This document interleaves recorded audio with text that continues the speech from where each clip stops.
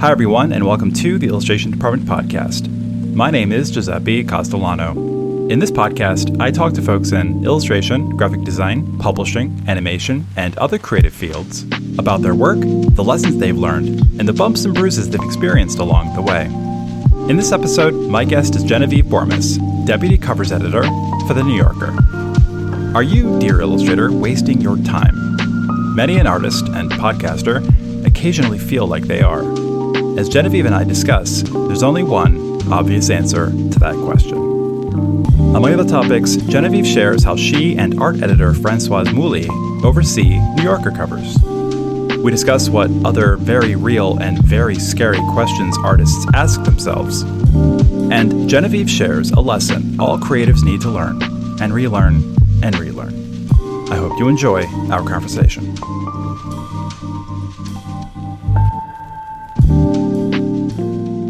This has been like a little bit of a running theme over the past couple of months, and I know it doesn't bother anyone, but it kind of bothers me. I will ask someone to be on the podcast, and then I will do my research. Of late, it just seems like inevitably that person graduated from RISD. I know no one cares. I know, listener, I know you don't care. Yeah. It just feels to me like all I'm doing is inviting people from RISD onto the podcast, which I am not doing. It's no, not at all. I mean, it's tough. I feel like I've had that happen so many times where I'm working with some of my coworkers for years, and then I'm like, oh, wait, you went to RISD? So it is, there's a lot of us out there, you know? Yeah, RISD's RISD to Brooklyn game is strong. Yeah. You graduated from RISD in 2015. Is that correct? Yeah. So I graduated in illustration in 2015. Nice. Illustration. Represent 99 here. We probably had the same teachers because they don't seem to be going away or getting older. It's weird. I think they're just there in perpetuity. Know. Did you have, I'm trying to think, like Judy Sue? Of course.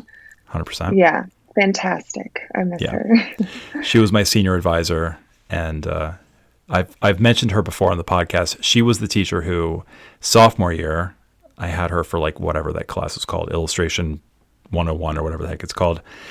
And she was the one who saw one of my assignments and during a critique said to me, how did you get into RISD? Yeah. So. That sounds like a very RISD critique. You know, I had that myself.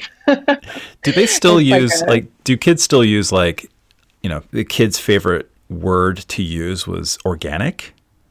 So when the teacher was pressing the class to say something, because obviously they wouldn't, someone would say, yeah, that's like super organic. Right? It's like totally organic.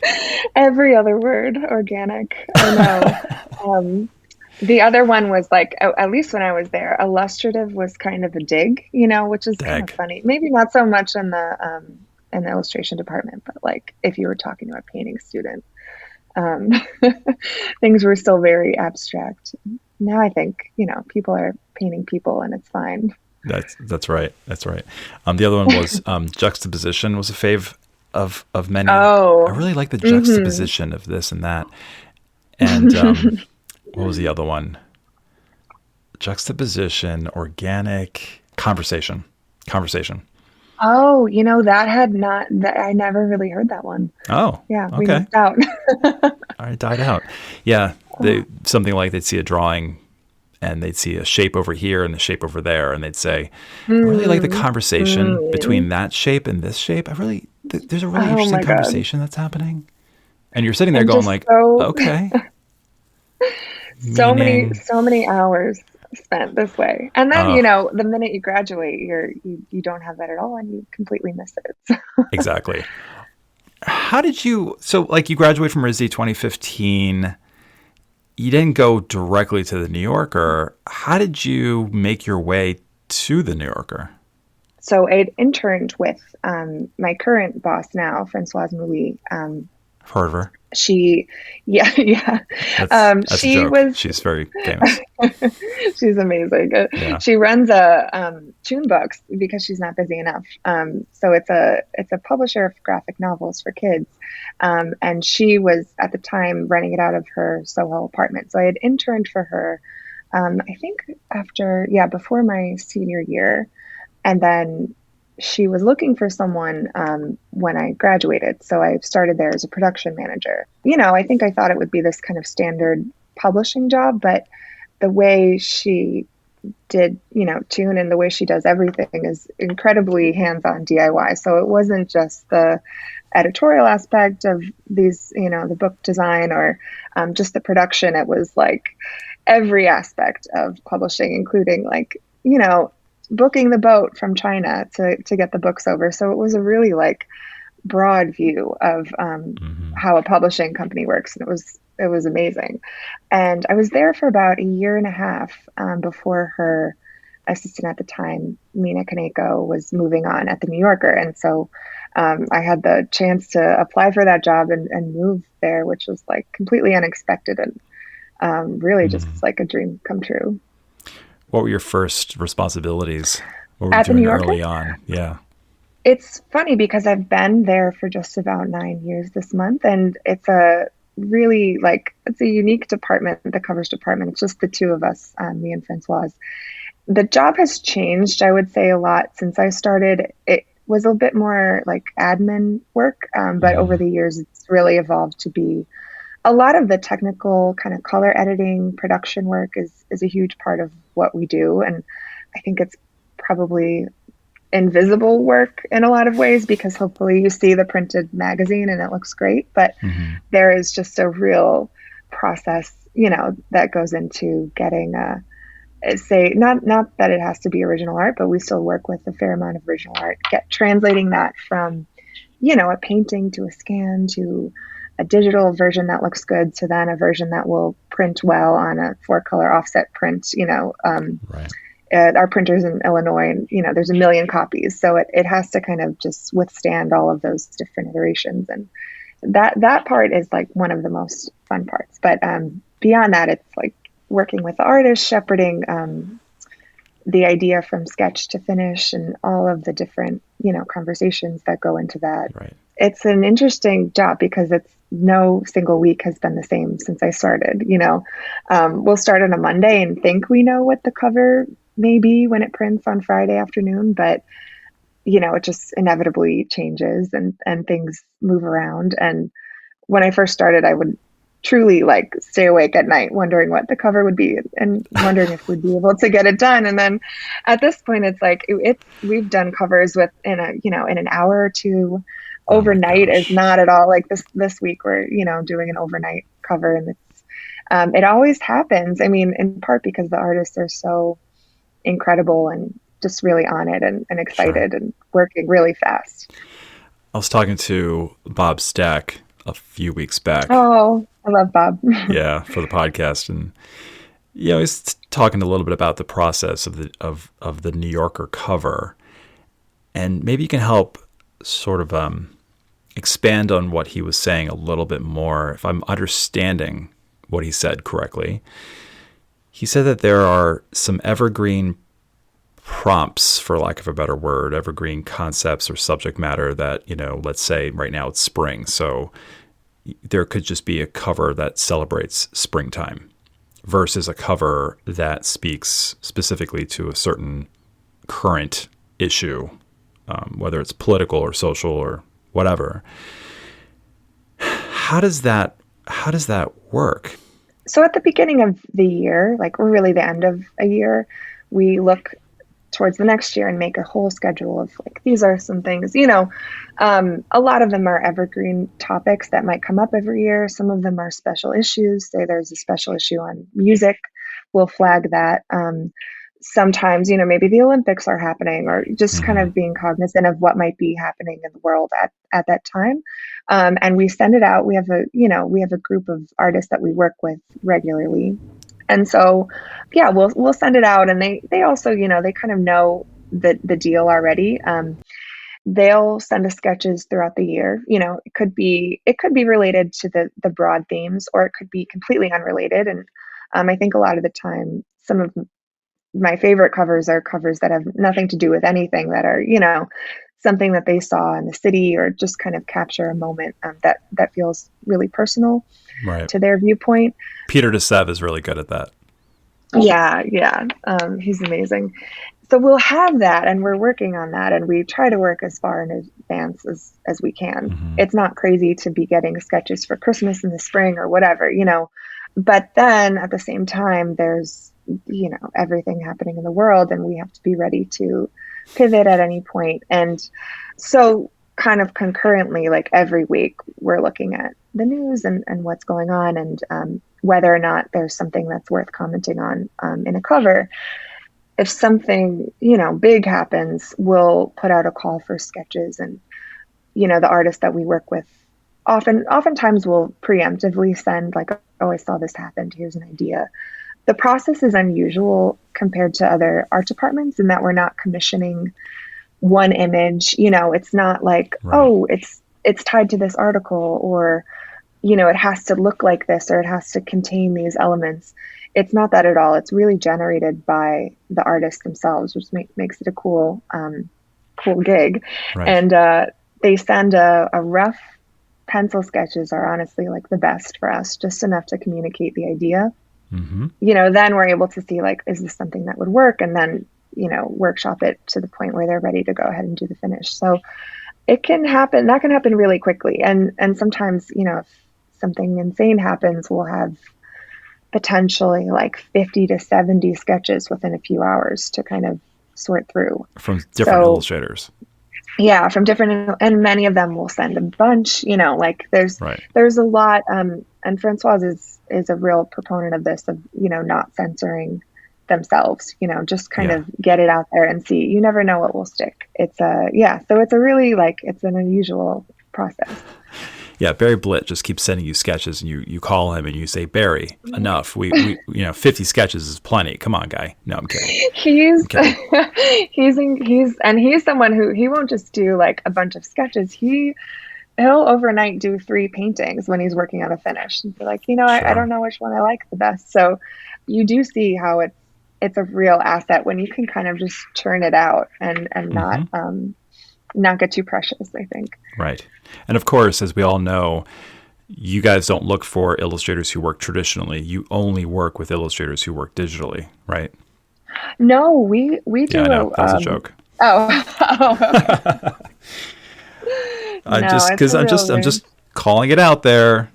People say this all the time that, separating publishing from editorial, right? In publishing, there's this myth that publishers are only looking for digital illustration because, quote unquote, it's faster, which is debatable. And in the editorial mm-hmm. space, people will say, well, definitely in editorial, you can only work digitally because it's, quote unquote, faster, which of course is debatable. And of course, you just proven my point as the deputy art editor. Is that your title? Yeah, that is. Of the New Yorker. Just say that one more time. You hire illustrators who work traditionally, correct? 1,000%. I love when people work traditionally. It's so much fun to just double check. We oftentimes get our hands on the yes. Yeah, there was just a great show at L'Alliance Francaise about, it was all work that was original paintings that ended up on the cover. Exactly. Not just paintings, but drawings. And it is cool. There's something really special about being able to see the original, and 100%. not to say that there's so many digital artists I love too. So we don't discriminate. No, exactly. You don't discriminate, but you do reject. What? Yeah, unfortunately. I know there's a lot of, there's so many reasons why you would, quote unquote, reject. It just isn't working for whatever reason. What would be maybe the big one, a big one? A top 3 reason? I think one of the most important things that is hard to do, so a lot of submissions don't do it, and it's, I realize how hard this is as an artist myself, but it has to have an idea. I think a lot of it can't rely on mood or just the aesthetic. There has to be something that kind of hooks the viewer. And I love a narrative image that tells a story. It doesn't have to be the most complex 3-act story, but just something that, that you can kind of, an idea picture really, as Francoise would say. So we get a lot of submissions that maybe are just a nice drawing or a nice picture, but it's meant to kind of speak to our moment in history, or something about, it could be about the city, it could be about, I mean, that's a great topic, but yeah, I would say that is one of the things that is we're first and foremost looking for. And I think that's why it's so helpful to see, rough pencil sketches, because you can't hide behind craft and skill. It really has to be an idea that someone can read, which is harder than it sounds. Oh, yeah. You are an illustrator as well. Have you recused yourself? I don't even know if that's the right word, from illustrating New Yorker covers? More or less, although it is definitely on my bucket list. But I think I'm up against. I think I'm up against the same thing that all the other artists are up against. That you have to find the right idea, and get it past Francoise. Yeah, who is a very generous critic. I think that's one of the fun things. I think that anything, and I hope anyone who finds my email and emails me knows that, like, we're always hoping to find the next cover and new artists. I mean, that's one of the most fun things about my job. Yeah. So I think oftentimes there's something that, like, maybe it's almost there and maybe it could be workshopped, or maybe not this time, but it's someone that kind of stays in the rotation and keep an eye on. There's a range of no, I think, which can be frustrating. Well, that's segueing beautifully to my next question. Again, you and I are chit-chatting here, but we are being listened to by a lot of illustrators who may want to have a cover on the New Yorker. How do they get in touch with you? How do they make that happen? There's no, like, a submission portal. It's truly just an email. That's, that is my job, to be on the receiving end of all these ideas. And we want to get it. I think one of the things that can be, like, difficult is that because we get so much, we're often only responding if something works. It's my job to be going through the many ideas that we get. So I'm always excited to get a new submission. Besides sending you idea pictures, what is it? I know I was an art director for 20 years, so I used to get this question a lot, and it's I know how hard it is to answer, but I'm going to ask it anyway. What are you looking for? What constitutes you paying more attention to them when they send you a link or an attachment and you go, ooh? What makes you go, ooh? That's a good question. One of the things I've noticed as a kind of a trend is, and maybe a little surprising, but it's often really instructive for us to see people's personal projects that they do, not for any kind of commission or a job, but just something that they do, like an assignment that they give themselves. And it's not often that you find that, but I think those are the times when you can really see, like, this is where your heart is kind of at on a personal level. And that's really the best way to sort of see, because the cover is, there's no real guideline, so I think that they're going to be generating the idea themselves. So it's really helpful when we can see what people do on their own for fun. Right. And I think oftentimes people are maybe a little bit looser or experimental, which can be really cool to see in their own work. What do you often see in illustrators' portfolios that doesn't work for you? It's hard to say, there's one thing that would be an immediate turnoff, but I think that, one thing is you do see often is sort of like aesthetic trends. And I think it's a real struggle, I think, to kind of differentiate yourself stylistically, because everyone's responding to, everything. It's not like what you draw has to be completely original and you're not, look like nothing that's ever been done before. But I do think when you see certain trends, like that, when it becomes really hard to guess who the artist is, I think, because it looks like so many different artists, every rule is made to be broken. But like a super vectorized, like, I think there's a certain aesthetic in editorial that can be popular, but then we're also looking for someone who's sort of breaking that mold a little bit Sure. and infusing however it is they draw personally into it, which is tough. Are you referring to that? What was that called? It has a name. Memphis something. That sort Oh, of, you know what? Let talking me about that see. I'm gonna editorial Google. style. Memphis skew or Memphis. I don't know about that. I'm gonna Google this. I'm doing the same Um, thing. It's Memphis, corporate Memphis. Okay. okay. Yeah, are you seeing it? Are you referring to like the corporate Memphis Um, high vector, high shape? a bit. Yes. Yeah. This. I mean, and yeah. And not to say that there's not someone who maybe started this way or is kind of Right. adjacent to this, that it would never work, But I think that you want it to sort of stand alone and have something to say on its own without just being part of this. And not to say that you couldn't do a great idea in this style and make it work, but I think if you're relying on like a style trend, that can be an impediment. What resource do you often go to actively look for illustrators? So instead Oh, of waiting for them to email you, where do you go to find them? yeah, I'm always lurking on Instagram. The um, streak continues. as much as I want to cut down on screen time, it's really like a good place to find people. Yeah. And I think that can be hard as an artist. You don't know who's, lurking on your page or saving your work. Right. But I have so many people I've flagged they might be good for this topic and even though we are mostly on the receiving end of submissions that are generated, we are always looking for new people to work with. So we'll occasionally reach out and if we think someone would be a really good fit for a topic, and then that's a slightly different process, but that does happen too. This podcast is produced by the Illustration Department, a global leader in online education for illustrators. Visit illustrationdept.com for offerings like mentorships and portfolio reviews, testimonials, our alumni showcase, our best-selling Substack, and more.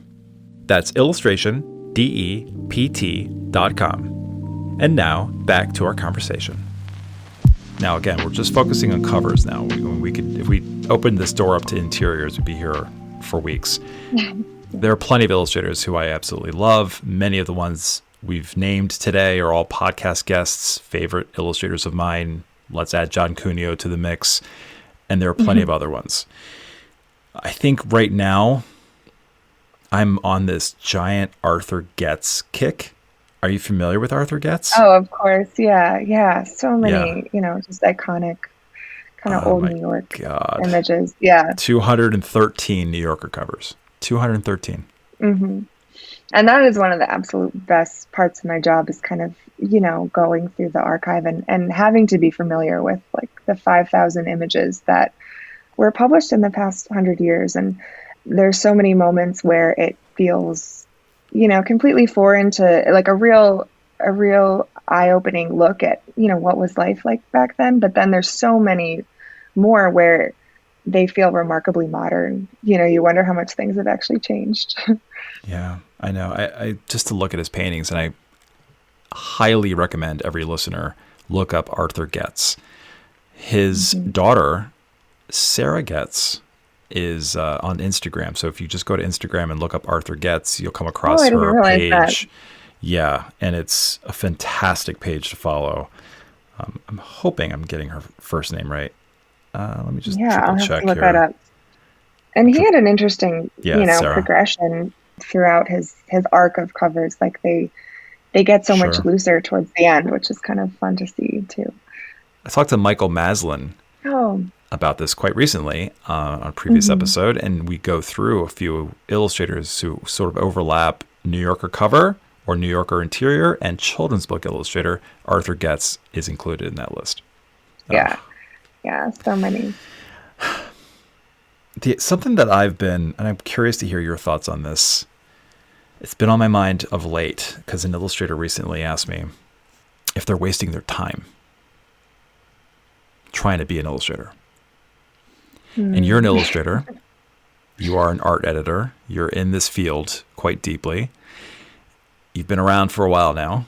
I'm much older than you, but you have still been around for a little while. It's a valid question. It's a scary question, especially when an illustrator is submitting and not really catching on, whether they submit to the New Yorker or wherever. Right now, I'm writing something on Substack about this, but right now in my head, it's not a fully developed sort of stance. I think the obvious answer in my mind is, of course not. If you're being creative, I don't care what you're doing, that is never a waste of time. Mm-hmm. Especially if you have like loved ones around you, particularly kids, and you're being creative around them. I mean, that's massive. That is something that's invaluable. That's just, rare and important. But, bills are bills and careers are careers, and people want to do this thing not for the love of the game, but for that plus the pay of the game. I don't know if that's a thing. Anyway, the point is, it does come up quite a bit. So as someone who hires illustrators, who has been around for a little bit, who is an illustrator, do you ever feel that way? Do you ever feel like you might be wasting your time? Or maybe you've heard other illustrators say that or felt that. Where are you on this? Yeah, that is such a big question. And I feel like I'm in a really privileged position where I have this job with benefits and healthcare that happens to be, I feel is incredibly creative and is really sustaining in that way. So I don't have to, make money from the things that I draw. And it is an existential question too. It's like, why make anything? And I think you have to ask yourself, like, what does it add to your life? And for me, it's, I don't know where I would be without it. And it's not an easy balance, I think, in terms of, work and life and everything going on. But for me, it has been, I'm happiest when I have a project, but I'm really lucky in that it can be, I'm doing it, not to pay my bills. So I did go back to RISD a few years ago as for, a young alumni panel. And I was really struck by, I think I was one of the older ones there. So the other alumni were maybe 4 or 5 years younger than me. I was struck by how clear they were in terms of you should have a really good picture of the financial situation, especially if you want to move to New York. The freelance, it's difficult. And unless you have like some big money coming from somewhere, I think that, it's completely normal to be working another job, 2 other jobs, jobs that are, you might not feel have very much to do with your creative skills, which is the tough reality for people starting now. But that's not to say that you won't find success purely through freelance. I think there's so many examples of people who have done it wonderfully. And it's often through a real mix of, editorial work, book work, advertising work. It's not going to be just one thing. But I also think that there's, maybe it takes a little bit of the pressure off to be, if you're not full-time freelance, it doesn't mean that you're not a real artist. And it doesn't mean that you're not going to have a long career that, you can be really proud of. I think there's no shame in needing to pay your bills. It's just, and it's something you really don't hear much in art school that, you're spending all of this time and effort and on really just focusing on your craft. For me, I feel so grateful because, and this is true for a lot of people, like you may find a job in a field, say you need a steady paycheck and health insurance.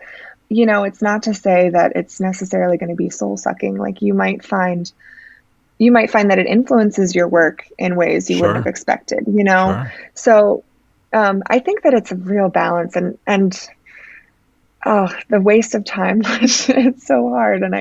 But I agree. I don't think, I don't think that any art that you make, even if no one ever sees it, I don't ever think it's a waste of time. But I do think people are unfortunately being forced to have some pretty expectation adjustments about how much you can actually make in freelance. let's put it this way. If you are, let's do just the basic, the big two, children's book illustrator, editorial illustrator. If you wanted to make, let's say, the average American, I think median income is $65,000, $75,000 a year, something around that. So let's just say it's 70 for easy math. If you're a children's book illustrator, before taxes, you'll need to illustrate easily 3 or 4 $17,000 to $25,000 per books a year. Yeah. To gross $75,000 a year, not net. Yeah. And then if you're an editorial illustrator, if let's say on average you're making, let's say $500 per spot illustration, whatever, average. Maybe a couple covers here and there, maybe a couple tinier spots here and there. So it's on average $500. Take $75,000 and divide it by 500, and that's how many illustrations you have to do in a year. Mm-hmm. And I mean, sadly, I think the average income might be lower in America, but that says more about America and not how much you need to live. The other American thing you said was you need a job and health insurance. So the health insurance is tied to the job, which our friends in other countries right now are going like, yeah, God, that sucks. I know. You're right, and it does. Then, there are plenty of people like, I had classmates who, you can, move to the woods and live a really frugal life if you want to be making things all the time and you don't, want the pressure of having everything to be profitable. I think is tough. It's a tough thing to put on your work. Right. I don't know. Yeah, it's just New York City, man. It's crazy. Yeah, I just did the math really quickly. That's 150 editorial illustrations, $500 on average per, which will get you $75,000 a year. Yeah. Before taxes. But not to freak anybody out, what we're talking about here proves what I've been saying forever, and I say to illustrators every day that I mentor. If you want to be other things, you should definitely be other things. Like, in other words, if you want to be a children's book illustrator and you want to do designs for, stationery or licensing or editorial, 1,000,000,000% do that. Because, Genevieve, do you, as a, quote unquote art director, your art editor, art director, essentially the same thing, do you ever get confused when you see a portfolio that has children's book illustration on one page and then editorial illustration on another page, and then, I don't know, freaking quilting on another page and something else? Like, does that confuse you?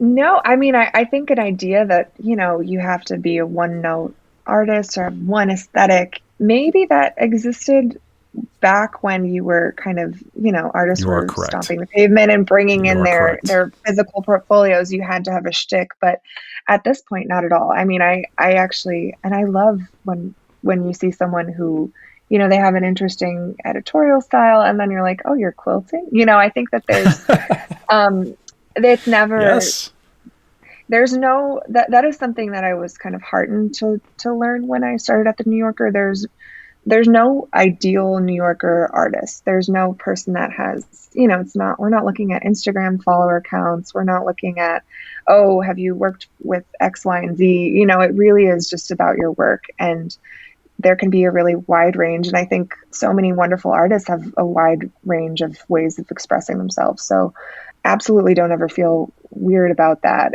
if you're submitting. Well said. Very well said, and very correct. And thank you for confirming yet again something that I say, and people, I see this from time and again. Art directors get confused. You can only be one thing, and it's whoever's saying that, stop saying that. It's an absolute myth. Give us a little more credit. Yeah, thank you. I know. As a former art director, I always felt like insulted by that. Like, no, I can go to the supermarket and buy potatoes and toothpaste. I can do that. I'm a fairly capable adult. Stop saying that art directors are so dumb that they can't differentiate between your editorial and your children's books and your quilting and your weaving or whatever the heck you're doing. Yeah, totally. Anyway. I can think of so many artists. I think, Diana Ejaita is I love her work. And I remember, I think I saw her on Instagram and she had a clothing company. So that's Yeah. maybe one of the first things I saw about her was that she was, making all these patterns Right. and printing on clothing. And then it was like, oh, and her 2D is fantastic. So Yeah. you never know. You never know. Here's one thing I do know, something else that kind of frustrates me, and that is generative AI. Yeah, I know. I mean, do I even have to ask the question, or do you know where I'm going with this? I kind of don't want to. I just think it is so, morally reprehensible. Oh, bless you, Genevieve. Bless you. Well, yeah, I don't know. It's really scary now too to see how just the where we're headed. I think I try to have faith in that AI is right now. It's pretty good. It's okay at copying style, depending on the style. But then when you look at the actual work, especially for artists who are so well versed in visual ideas or telling a story or being funny, AI can't do any of that. And that is heartening, I think, to see just how insufficient it is in that area. Mm-hmm. But at the same time, I think, you hear of art directors using AI, and I only want to see things made by humans at this point, and forever, really. But I think that there's a real loss when we, because it's just turning out an iteration of what it's seen somewhere else. That was work that was created by a human, and it depends on what your motivation is for consuming art. But I think that on its most basic level, it's a way to connect with other people and to share an experience of what it's like to be alive. And when you don't have that, when it's a copy of a copy of a copy of something that could have at one point spoken to a person, it's just really disappointing. And I think that there needs to be a much stronger, you do see it. Like, I think a lot of people are really outraged right now. Yeah. I'm worried with a lowercase W in the New Yorker font, which I believe is called Irvin. Irvin, yeah. Yeah. Well, Castellano is the interior body copy. Interior, yeah. Irvin. Such a pretty typeface. Done by Irvin. Mm-hmm. Does it bother you when someone calls a typeface a font and vice versa? A little bit, yeah. Yeah, me too. And that's something that I never would have thought. I didn't think I was that as an illustration major type of person, and now I am. I thought that was purely a graphic design major thing, but I used to make fun of my graphic design buddies. Not make fun, but just sort of like, come on, guys, really? We'd walk down Benefit Street or someplace, and they'd see an inch mark that's supposed to be an apostrophe on like a store sign. And they pointed out and say, "Oh, that's not an apostrophe. That's an inch mark." I'm like, "Who cares?" Now I care. I absolutely care. I care. I care about kerning now. Yeah, oh gosh, leading and kerning. The balance between typeface size and leading. The real like kind of artistry and magic to that. There's a book. If anyone who wants to really learn graphic design, there's a book called Elements of Graphic Design. I believe it's called by Robert Bringhurst. I might be getting the title maybe a little wrong, and maybe it's Binghurst and not Bringhurst. Should I look this up? No, I'm just going to leave it there. Anyway, it's the Bible as far as I'm concerned on like just classic graphic design elements and approach and philosophy and all that stuff. Ooh, I'm going to look that up. All right, fine. I'll look it up too. Crying out loud. As the listener is like whistling, do elements of graphic or typographical design. Elements of typographical design. Okay, great. All the illustrators listening in are just like absolutely checking out right now. I was right on the writer, Robert Bringhurst, and it is the Elements of Typographic Style. Whatever. People could have Googled it. They would have gotten it. Get that book. It should be a staple in anyone who's interested in design. It's a staple. Enough on the advertisement. What does Francoise say really quickly about AI? Anything? I think similar to what we were talking about. Like that, it just is, it is scary on the one hand, but I think she has a lot of faith in the power of human artists and Yeah. you know, ideas. Right. That's what keeps people engaged. And I ultimately AI, you know, is a really poor substitute. Yeah, I think that she's cautiously hopeful. We're all in the same camp. I'm lowercase w worried. I'm uppercase F faithful. Is that right? I have faith. Faith, uppercase F, that it will eventually just peter out and people will just get sick of how absolutely phony and illegal and shitty it is. And there's my cuss word for the episode. Yeah, so, and I think it is a real, you know, like maybe a wake up call for artists. I think if you are relying on copying a style and there's not much content in what you're making, you know, it might be a good chance to kind of think about what perspective do you have that is specific to you that you can incorporate into your work that will kind of safeguard against, you know, being decimated by AI. Yeah. And if you're an illustrator listening and maybe you have a large platform, maybe you even have a podcast, it's time to saddle up, time to get on board, time to get on this side of the camp and not be on the, oh gosh, geez, maybe, possibly, we'll see, who knows, right? Milquetoast bullshit. Take a stand. Yeah, it can only end badly. Yeah. Sorry, Genevieve, that wasn't aimed at you. What is aimed at you from one current Pennsylvanian to a former Pennsylvanian, go Scranton, is remembering again that we have listeners, illustrators who, you know, maybe they want to get into the New Yorker or not. What would be one last piece of advice or word of wisdom or bit of insight that you'd like to share with them directly? I'm just kidding.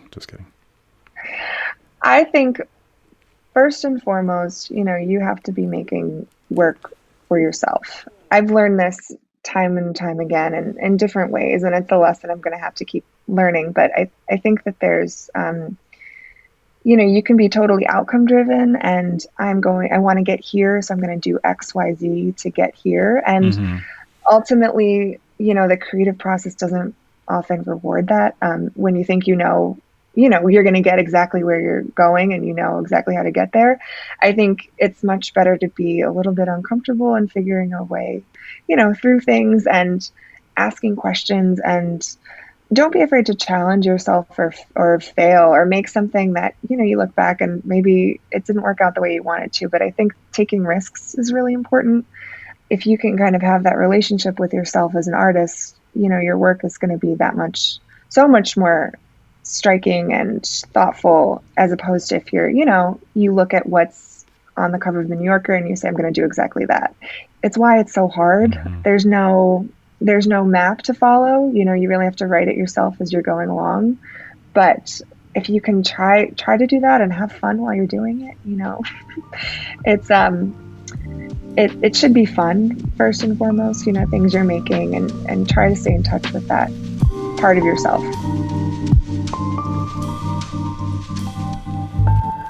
Genevieve's email is in this episode's show notes. If you find value in this podcast, you can support it by subscribing to my best-selling Substack.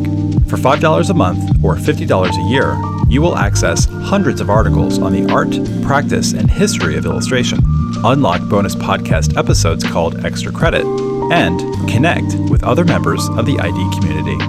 Join me on Substack by visiting illustrationdept.substack.com. Thank you so much for listening. Until next time.